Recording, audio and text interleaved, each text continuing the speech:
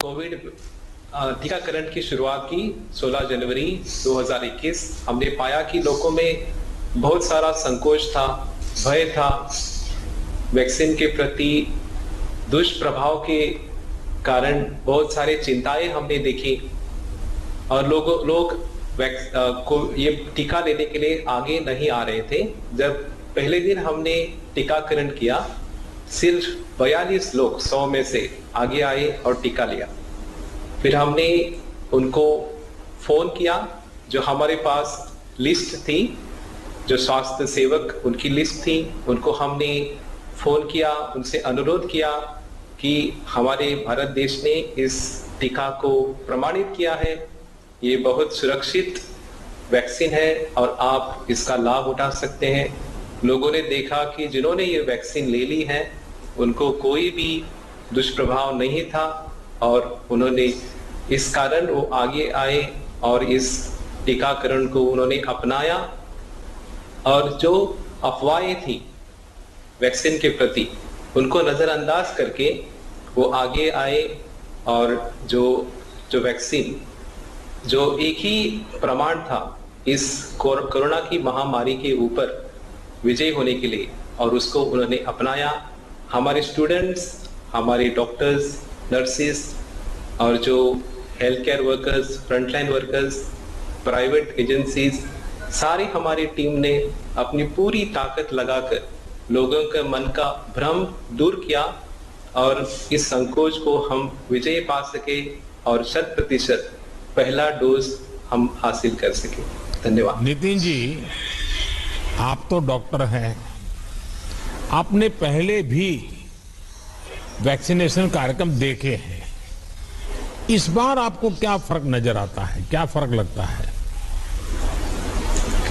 Sir, हम बच्चों को टीकाकरण में हम भाग लेते हैं, वहां पर बहुत सारे बच्चे आते हैं, उनमें कभी कभी दुष्प्रभाव नजर आता है, लेकिन ये जो कोविड का जो टीकाकरण था वो एक साधारण अभियान नहीं था, बल्कि देश का एक आपके नेतृत्व में एक बड़ा कदम है जो इस महामारी पर विजय कर सकता है।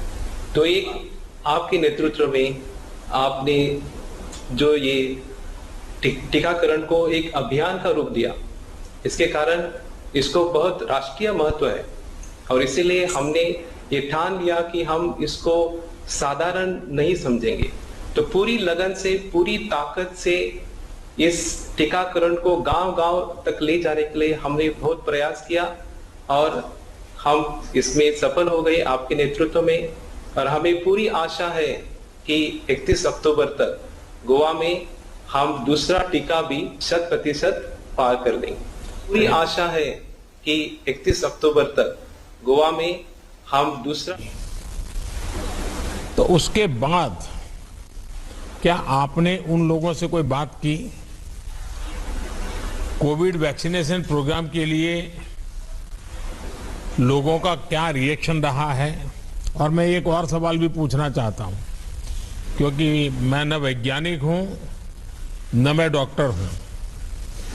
हमने सुना है कि जब वैक्सीनेशन होता है तो जिसको वैक्सीन जो लेता है 100 में से एक आध व्यक्ति रहता है, कहते हैं उसको जरा रिएक्शन आता है, बुखार आता है, और ये भी कहते हैं कि बहुत ज्यादा बुखार चढ़ जाए तो मानसिक संतुलन भी चला जाता है। ऐसा डॉक्टर लोग बताते हैं, हमें तो ज्यादा ज्ञान नहीं है। लेकिन मैं ये जानना चाहता हूं कि जब कल देश के इतने हमारे मेडिकल फ्रेटर्निटी के सब साथियों ने, फ्रंटलाइन वर्कर ने, कोरोना वॉरियर ने 2.5 करोड़ से ज्यादा लोगों को वैक्सीन लगाई,